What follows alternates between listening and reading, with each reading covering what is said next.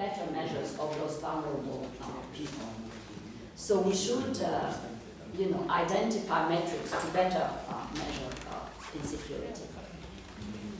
Moving to inequality of opportunity, I don't want to spend too much time on that because the chapter by François Bourguignon essentially says it. When we talk about opportunity, we assume that we can make a distinction between circumstances and efforts. After all, inequalities that are due to efforts could be understood. People put more effort, they earn more income, they should be rewarded for these efforts.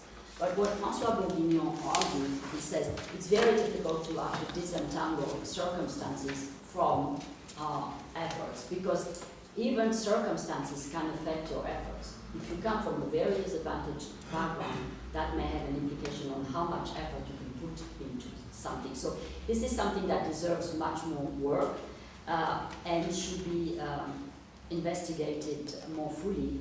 And in particular, there are two aspects to it.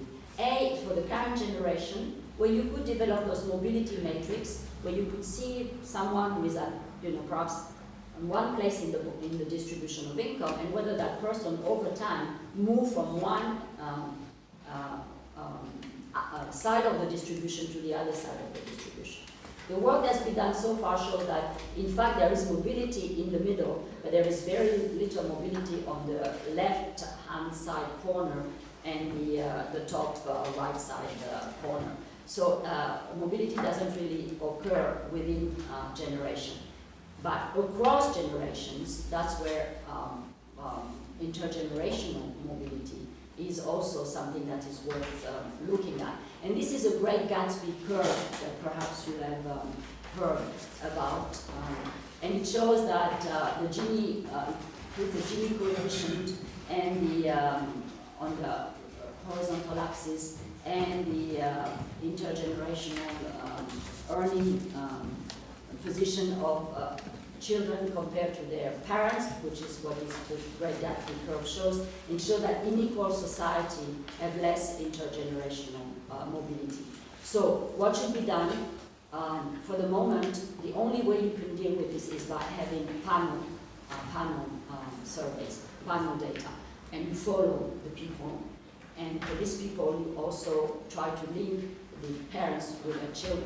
So we're far from there, because very few countries actually collect panel data.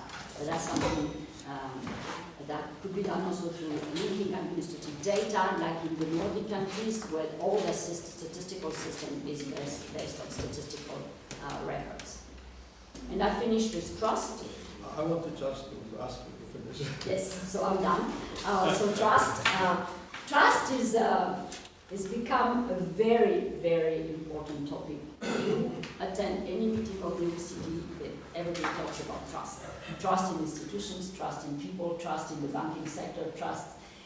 Because there's a feeling that after the crisis there's been a big decline in trust. But how can we measure trust? This is very complicated. And so at the OECD we have developed guidelines on measuring trust, where we have produced modules to the sort of question that you could ask, you could add in your household surveys for both trust, interpersonal trust, with experimental quasi-behavioral measures through Trust Lab, which is an experiment we're running at the OECD with games, behavioral games, with academic institutions. So if you're a very renowned academic institution are interested in participating and joining up with us, we're very happy to have you join us. And here with the 7 countries covered by Trust Lab, we show what are the main determinants of people's trust in institutions. And what you see here is that what is very important is integrity, meaning corruption, openness of government, but also satisfaction with public services such as health, education, and so on. But this is very experimental. So finally, there's a chapter on using well-being metrics in policy, which I will not delve into. It's in the book you can look at. And I want to finish with the 12 recommendations. under the broad headings of, again, the book repeats that we don't want to create an index, a composite index. We should have a dashboard, but with a limited number of indicators. We don't have, like the Sustainable Development Goals that have 232 indicators, that's too many. That covers both material conditions and quality of life, inequalities and sustainability. So the key word is really more inclusive and sustainable growth. Really, that's what we're talking about. So for that, we need to improve the measures of all types of inequalities.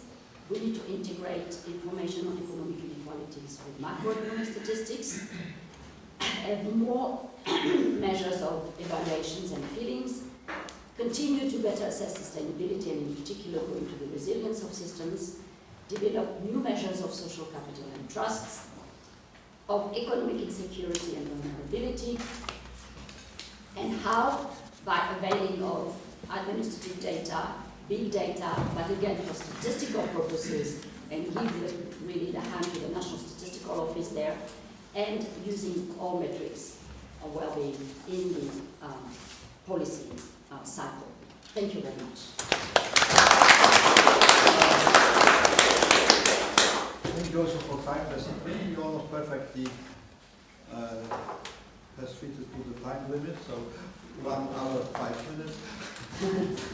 I open the discussion. I'd like to ask you very much to be as brief and as specific as possible in raising questions and making comments, just in order to give chance other colleagues to take part in our discussion. And I propose to cease the discussion at 10, approximately 10:07 to 1, just in order to give a few minutes for you for the rejoinder. So yes, please raise the question, ask, make the comment. So the floor is yours. Well, Zbigniew Naukowej. Should I put here something? No, it's here. Okay. Of course, beyond any doubt, this report is a significant step in this debate about sustainable development and people's well-being. It shows the way how new well-being measures can be used in designing and implementing better policies for a better life. The Polish Economic Society asked me to May I ask for single intervention, no more than 5 minutes. Okay. Asked me to translate this report, and No more. well, it was not an easy task actually. There are many new concepts and terms used here, numerous abbreviations and shortcuts. One such shortcut is the word policy, used hundreds and thousands of years throughout the book, meaning mostly socio-economic policy. This word cannot be left without any adjective, at least in our language. There is also a long list of institutions and programs involved in the promotion of well-being, sometimes with very long titles and labels. The longer the title, the more serious the content. In spite of all these troubles, the draft translation of the book is almost ready, and I wish to strongly recommend this book to all the readers interested in the subject. Let me make 3 comments about the contents. Sustainability. This is one of the basic concepts that we see in this report and in this debate. But the concept is vague.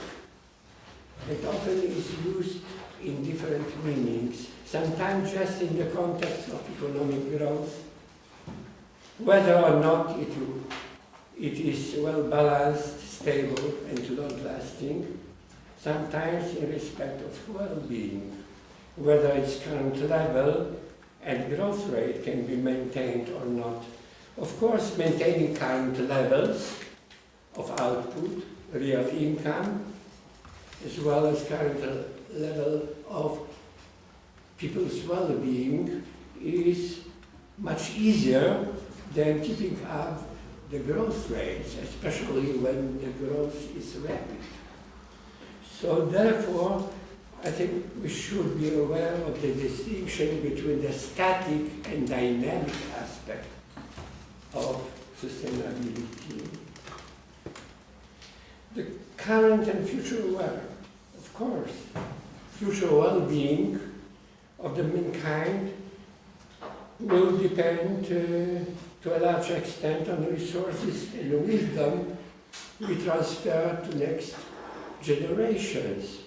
If we deplete our planet of mineral resources, destroy the environment and cause global warming, our descendants may curse us for our egoism. Therefore, coordinated international efforts aimed at the reduction of greenhouse gas emission and stopping global warming should be continued, even if we are not able to precisely calculate by routine cost-benefit analysis the future return of our investments. Social capital. Well, you are right that social capital, apart from human, natural, physical capital is one of the main drivers of social well-being. However, there is no explicit definition of these terms. They also focus on trust. Okay? They also mention political voice, an acronym for democracy and political freedom. But a broader definition, I think, of social capital is necessary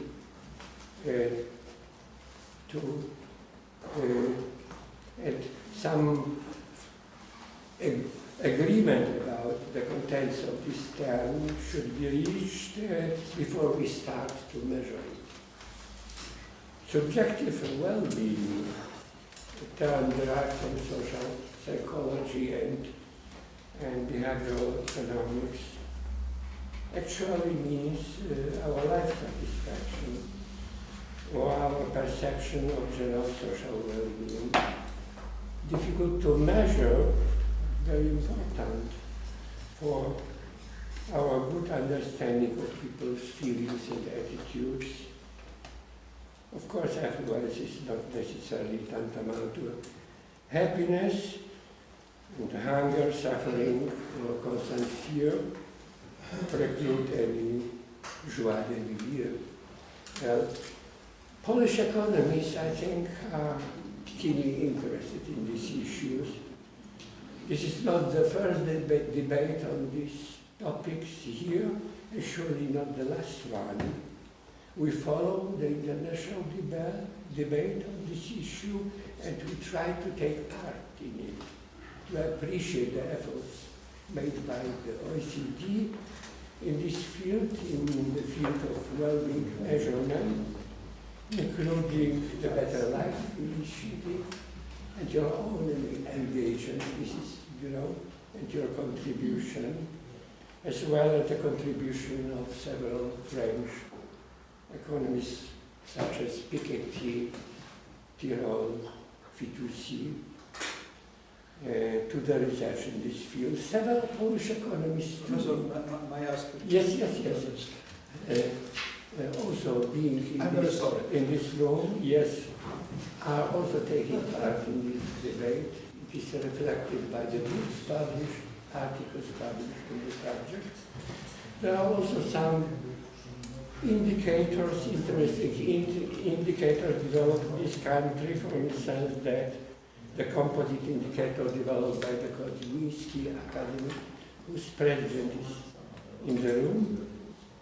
And on the part of government, there is a plan of responsible development which requires some operationalization probably. So we are not only discussing but doing something ourselves. Thank you very much. Once again, I ask you to introduce yourself at the beginning. And may I ask you a question? Would you like to comment or so at the end? Yeah. So you have the second one. Yes, please. Thank you. Krzysztof Zagórski, Pozmiński University. I have two brief interventions concerning first the waiting, the second the uncertainty or certainty. And what I say is based on our experience. You may kindly wish to know that we have constructed and applied a balance index of socioeconomic development, first for Poland and now for OECD European countries. So first with waiting, the question is a bit arrogant perhaps. Don't you think that abstaining of the waiting, of proposing something about it, is simply running away from the problem? Because even those people who do wait, the data constructing similar indices admit that there is neither a good statistical tool nor a good theoretical base to do it. But you have to compare somehow the particular dimensions, especially when we are about speaking of balanced development. So our experience is that the development takes place where there is some optimal imbalance. So when we have everything at the same level, nothing has happened. Nothing is going to happen. This is the perfect equilibrium which we will face 1.5 meters below the ground level, all of us, and the same concerns the economy. So, not too little disbalance, not too much disbalance, and so well. So that's the first question about the weight. If you want to do it, of course, you have to assume that at least those various dimensions of the minds are at least equally important. And second, very briefly, please be more concise. Very briefly, about the uncertainty. We use people expectations for that. And this is usually now a very popular question in various surveys, including European Social Survey. And this works very well. This is what you may know, consumer sentiment index, that also expectations are very important. So, and human expectations as an indicator of uncertainty is quite important. We have been speaking to the former president of Poland, Mr. Komorowski, and we were telling him, Mr. President, Poles are satisfied. Economy is growing, but Poles are getting afraid. The level of optimism concerning the future is declining. You have to tell something, to propose something.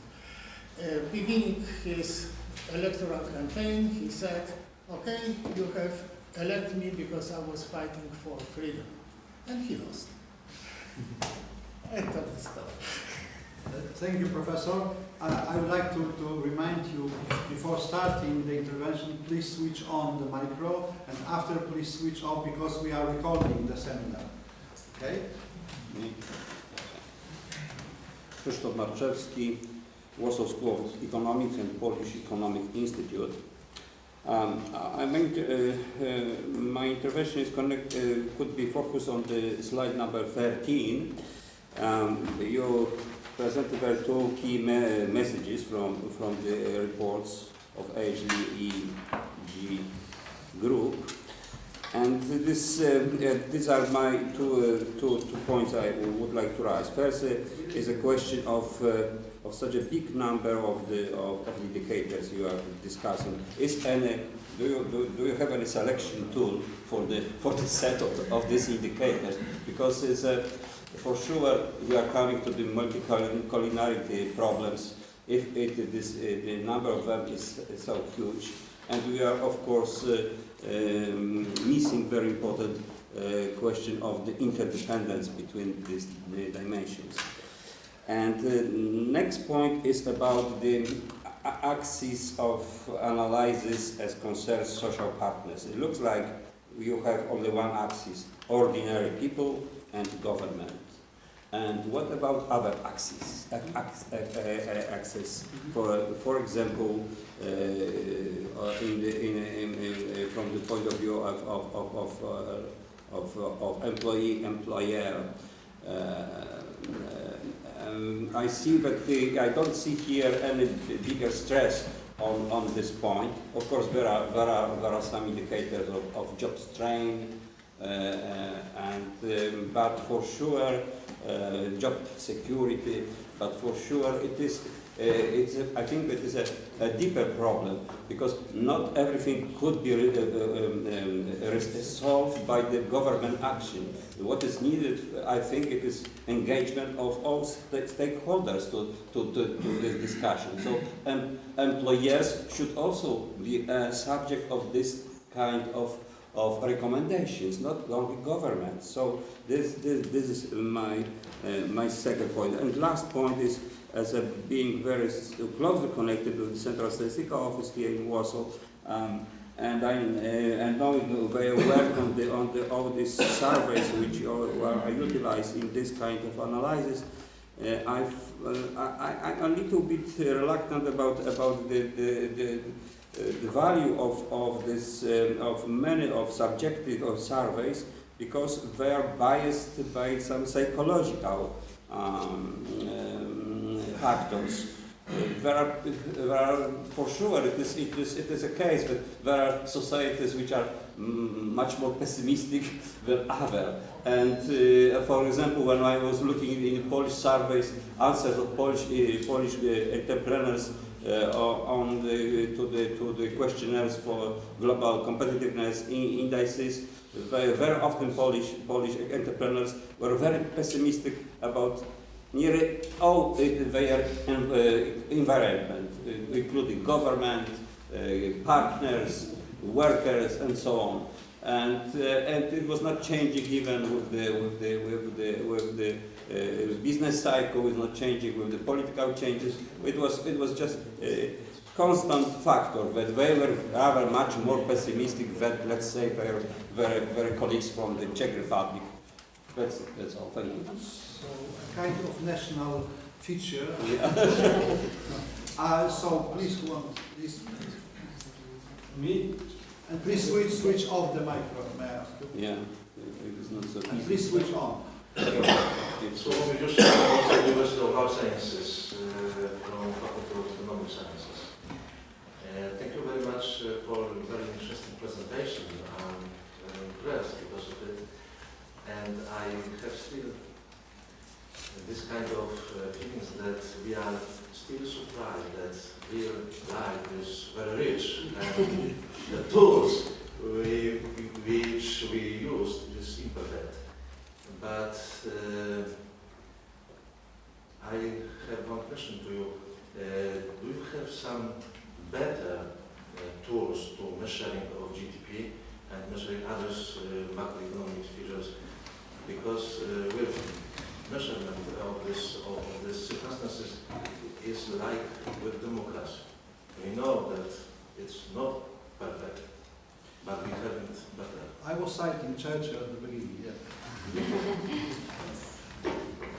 Please, who next? Thank you very much. Bogdan Miedziński, European University for Economy and Mathematics.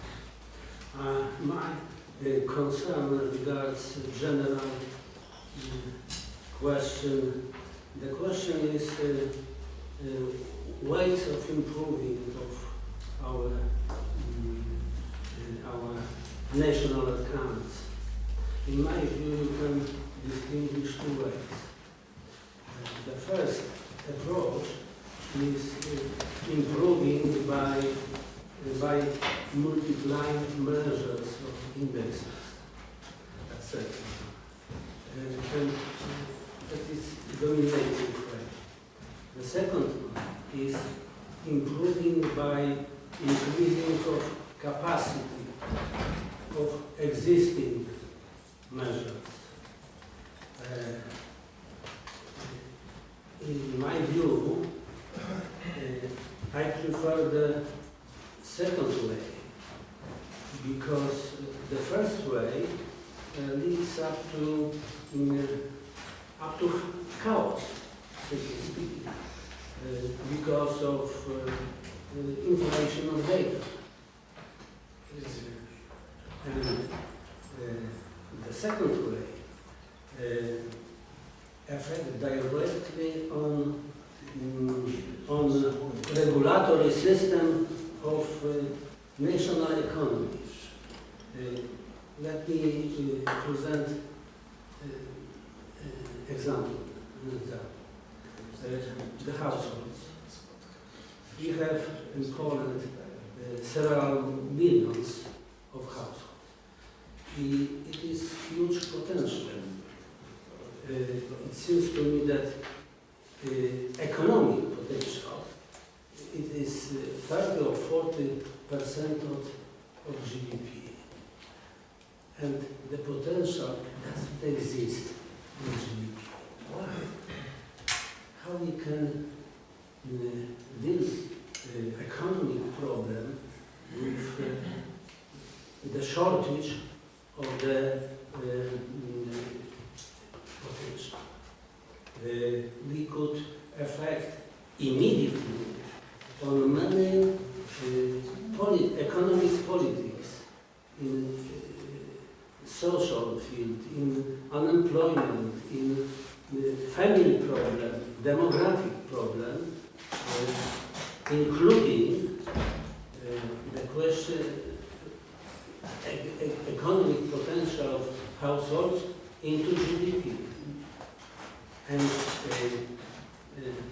it seems to me that your approach, I mean OECD approach, is rather close to the first one approach.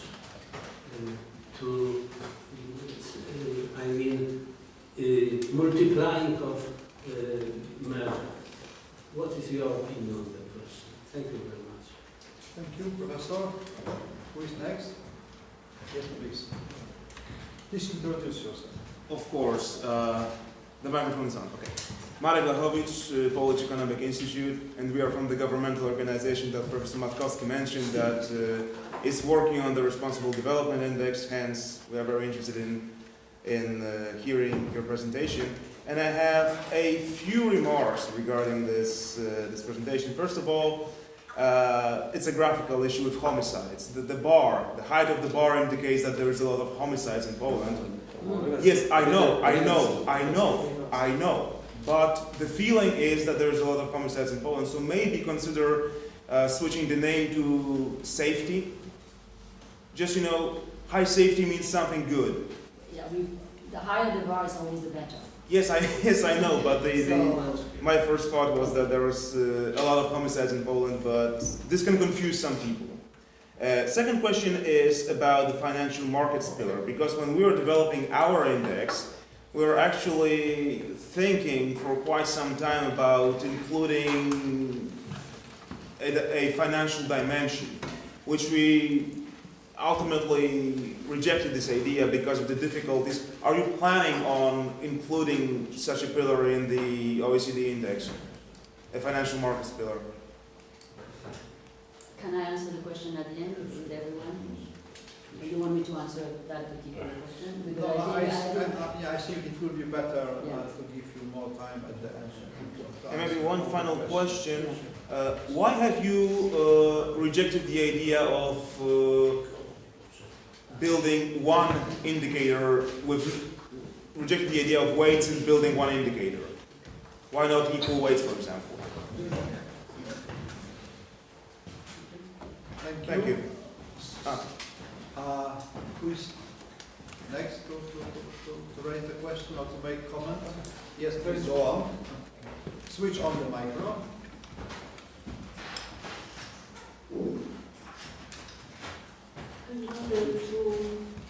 My name is Katarzyna Martyńska. I represent Warsaw University of Applied Sciences, Faculty of Economic Sciences.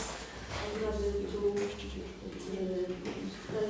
make some comments, not to ask a question, because I'm really overwhelmed with the scope of your presentation and the problems that this report covers.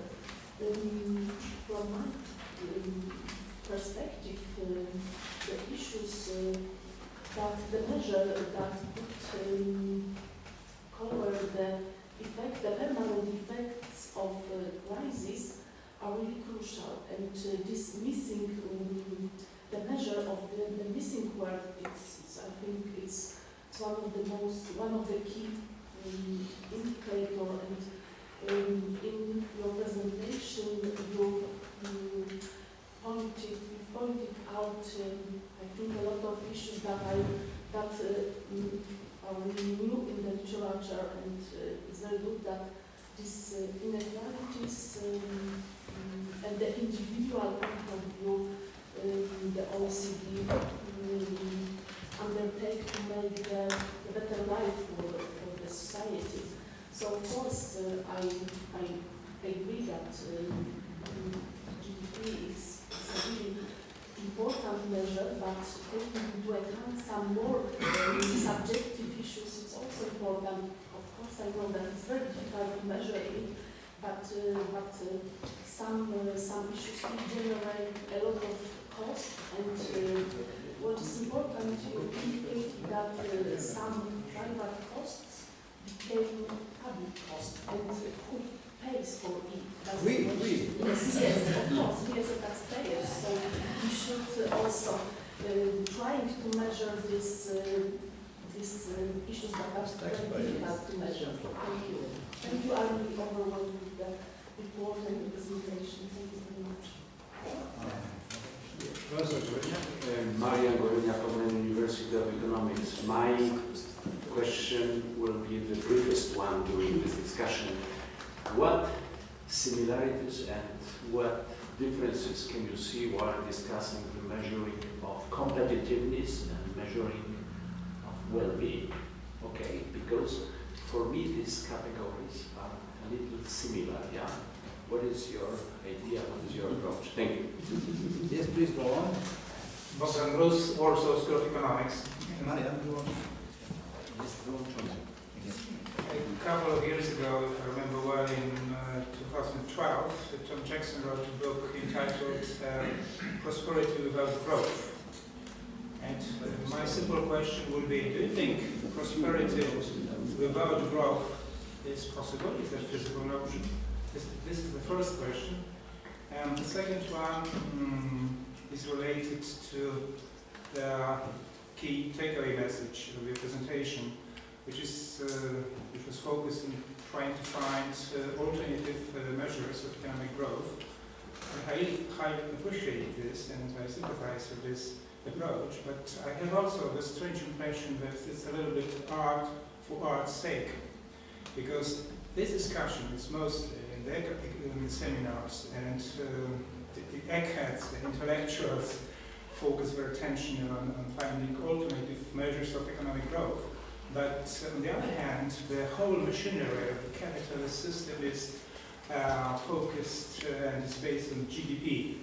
So politicians, banks, rating agencies base their opinions on GDP as a major, so to say, benchmark, as a major metric. So in other words, to cut a long story short, the question would be, how does it translate, I mean, your research, how does it translate into economic policy measures, into economic policies? Because I have an impression that there's a missing linkage here. Thank you. Thank you very much. Who's next? Probably it's enough. Two small comments on what you have said, for example, that there is also another couple of notions, so growth with and development, so growth without development, and commenting on that loss, irreversible loss in wealth connected with crisis. This is quite normal, because if we look in the, let's say, secular perspective at the economic growth, after the crisis, there is a tendency, more or less, of returning to the so-called natural growth rate, and that's all. So such losses are irreversible in the long run. And one question, only very specific question, so very brief, because I've been dealing for many decades, not years, with sustainability, and first of all sustainability economics, not only from ecological perspective. I am very much familiar with the resilience notion, but typically I refer that notion to ecosystems. So that the ability of returning to local equilibria after absorbing some external shocks. But you spoke about a broader notion of resilience, so for the whole, say, mega system, economy, society, and the nature, on the natural environment. What do you mean specifically by the resilience in that context? Thank you. Okay. You have 15 minutes. Oh, I can start for another hour if you want, so I have to be selective. Okay, 30. Okay, well, first of all, thank you very much for all your questions and comments. Look, I'm going to try to answer as best as I can, and otherwise we can follow up. You could write to me and I will follow up. Let me start with the definitions that Professor Markowski raised. First of all, I want to thank him really greatly for translating the book. Thank you very much. This is a great endeavor. And it was a pleasure. Yeah, I thank you very much. You know, I think if you read the other book where you have the authored chapters, you will find those definitions. For instance, social capital refers to networks together with shared norms, values, and understanding that facilitate cooperation within and among groups. This is the OECD definition of social capital. Sustainability, on the chapter on sustainability that has been written by Walter Rademacher and Enrico Giovannini, you will also find what they mean by by sustainability, starting with the capital approach and the resilience issues. So I'm not going to go back into that, but we've tried to, at least in the chapters in the second book, to be quite rigorous. Now this book is more for a broader audience, so I can accept your views that it's not just for pure economists, including policymakers. Including policymakers. So sometimes perhaps it's more sloppy in terms of the way things are described, and I take that from you. Let me address the issue of if you don't calculate an aggregate indexes, actually you shy away from the problems, and that also relates several questions on an index. We are the OECD. You can do what you want in terms of researchers, academics. You have the liberty to put any weights you want and calculate aggregate index. At the OECD, the work we do is reviewed, validated, agreed by consensus by the member countries.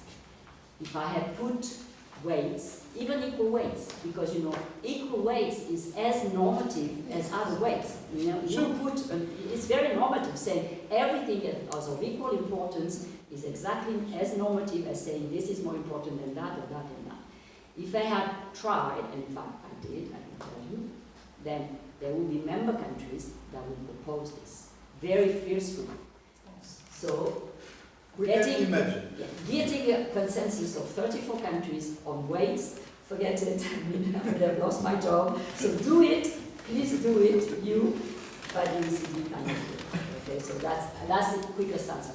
The second level answer I can give you as well if you want, it can be used to have ways, of course, having one number crystallizes attention, and you can rank countries, and countries are critical, but they love to be ranked because they move up or down and so on and so forth. But if you want this index to be used very sort of finely for policy making, you have to go down to the individual dimensions, because with an aggregate index, something can go up very much and something can go down very much. At the cost of. Yes, exactly. And you miss that because you aggregate, so you don't see those trade-offs and those complementarities. And when you are a policymaker, you want to act on where you are, hopefully, where you do good, of course, you want to maintain the good, but you want also to address the bad. And when you aggregate, you don't see that. So when you intervene at the policy levels, you need to go down and go to disaggregate again. So I think there are pros and cons. At the OECD, we have actually written a book on how to calculate composite index and methodological book on how to. So we are very well placed. We would have been very well placed to do that, but we decided not to. Okay, so for those two reasons that I just mentioned. But please go ahead, do it. I mean, I have no problem with other people calculating weights. On the issue which covers your issue, but there were also other issues about subjective, whether subjective and objective, some as to psychological and so on. There's been a lot of advances on this, on the validity of subjective indicators, in particular, I mean, there are two types of subjective indicators. There are subjective indicators, which is where you ask individuals about something that they can, only them can talk about, because it's intrinsic in the individual, like how I feel about my life. Nobody can say. But then there are perception indicators, which are about, their perception about some objective factors.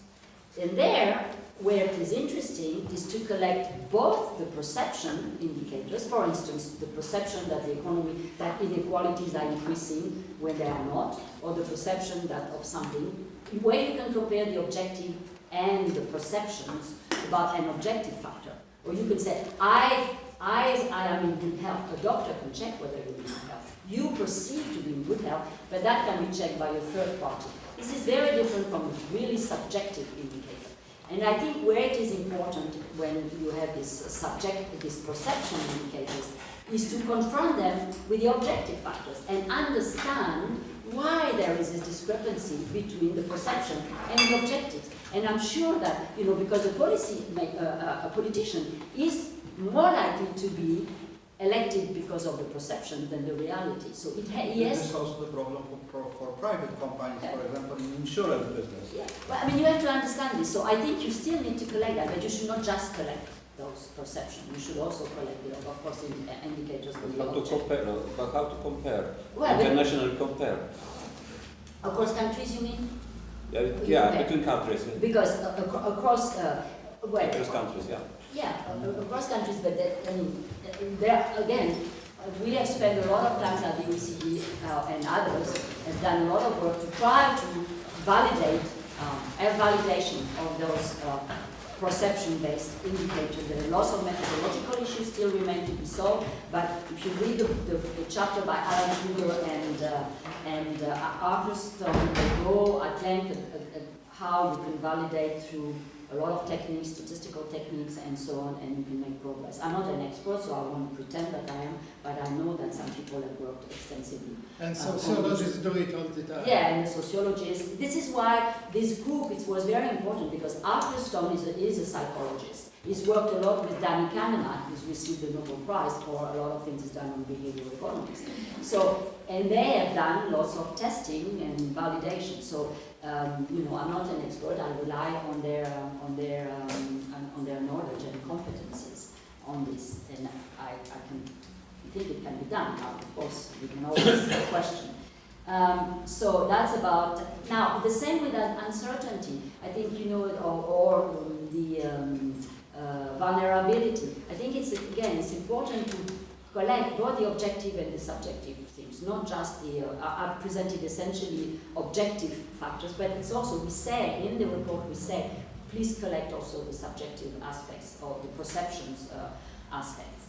Now let me move on to the question of the role The big if you have too many indicators, then there are multicollinearity and interdependency. This is very true, but if you read what Sen wrote in his capabilities approach books, when he invented the issue of capabilities and functions, what he says is that there are dimensions of life, aspects of life, that are increasingly important to people. Freedom, Freedom, first of all.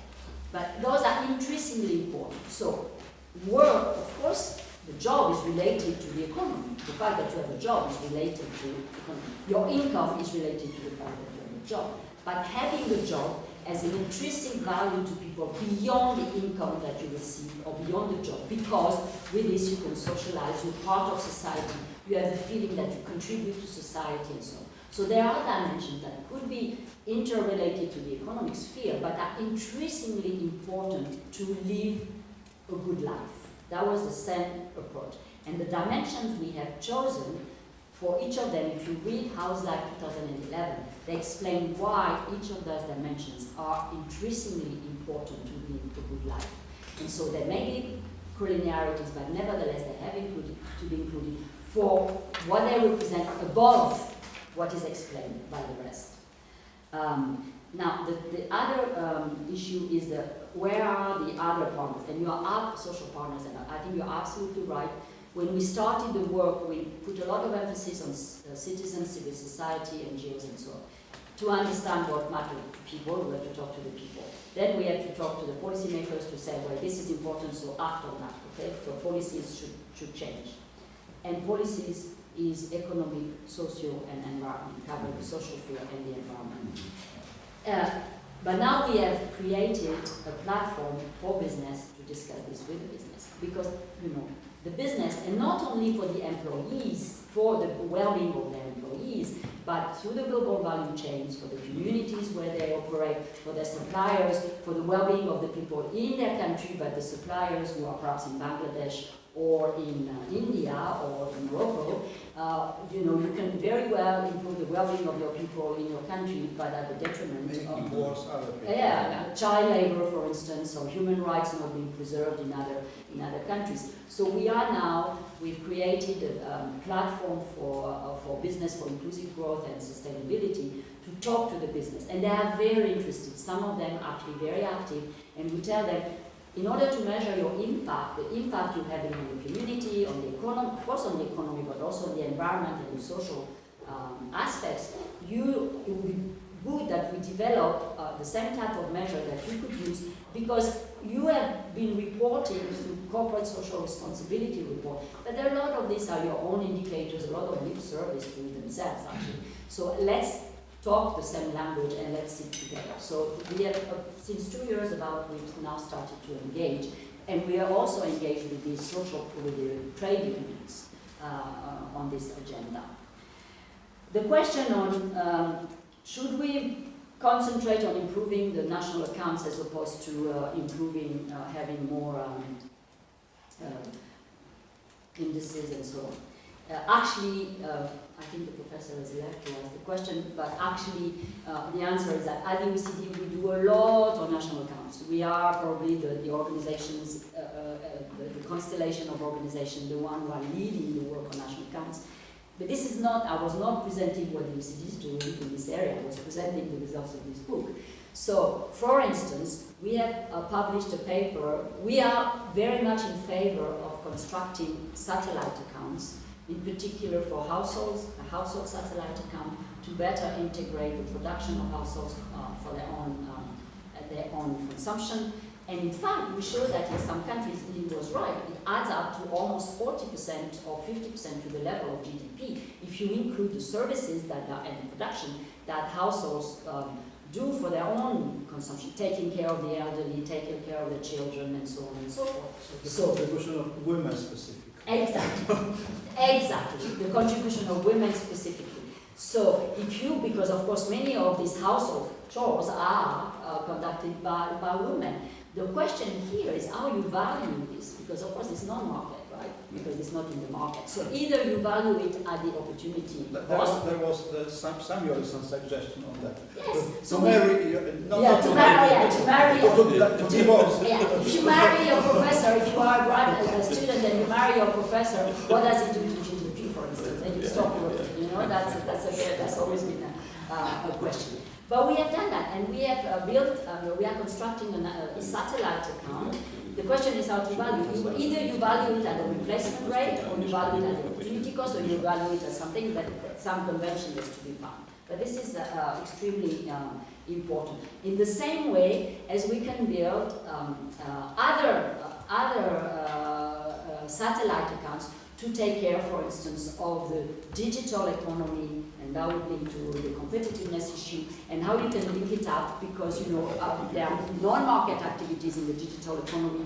The fact that you go yourself and do your own reservations online through booking and so on and so forth, or Uber, the people who have many jobs, and I shouldn't take about Uber when there is a taxi right now. The platform economy, the gig workers, and so on. This has deserved a lot of more work, and we do it for the moment through satellites account and national accounts. So we have not forgotten the improvement of GDP through regular work of national accounts. This is really something that is also with the SIA, the System of Environmental and Economic Accounts.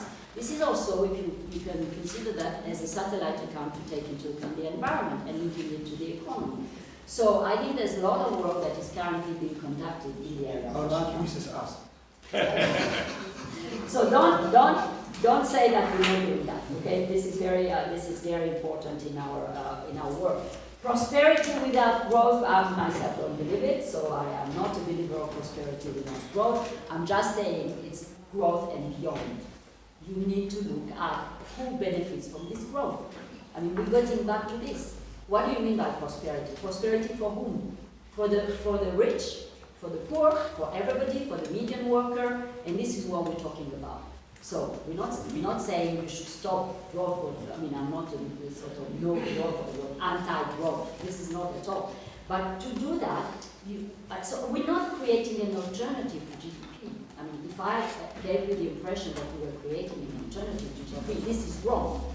We're not. And as I said, at the OECD, we do a lot of work to improve GDP on the national accounts and so on.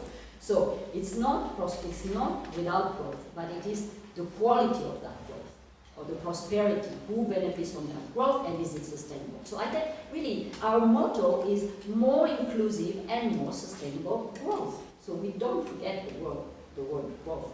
Now, how does it, when we talk about policies, reducing, if you want to redistribute, how do you redistribute the income generated from economic activity, from GDP, the national income? How do you redistribute?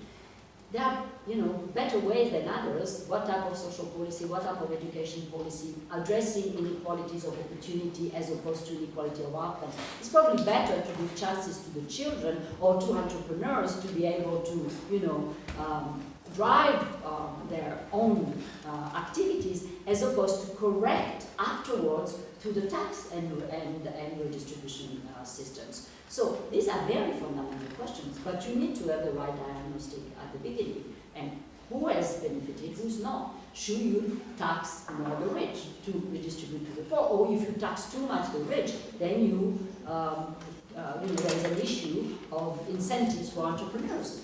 All those are very major policy issues that the government has to confront. But for that, it has to have the right diagnosis and the panoply of indicators. And if you continue to grow, and this growth benefit is captured by a few as opposed to the median worker, we have published a book that is called, which has been actually not published, it's going to come out, which is about the hollowing of the middle class, where you have a polarization, especially with the digitalization, where you have a lot of jobs that are going to disappear for the middle class. The rich, the most educated, will maintain their situation. The end of the distribution may find low quality jobs, but the middle class will be the most affected. And if you don't have this indication of what's happening to the entire distribution, how can you make policies? Your policies cannot just be we increase growth. I mean, that cannot no longer be the case. You have to have more granular statistics. But it's not saying that you should stop growing. You know, it's just you have to consider many different aspects. So it is overwhelming. It is an overwhelming agenda. But it's not to say that governments in the past didn't look at some of this. Of course they were making decisions based on, you know, they take care of many things. What we're trying to say here is to do it in a more holistic way. Where, let me give you an example. In China, if you look at China, you know how difficult it is. The quality of air in China, in Beijing, if you go there, is just awful. You know, it's really awful.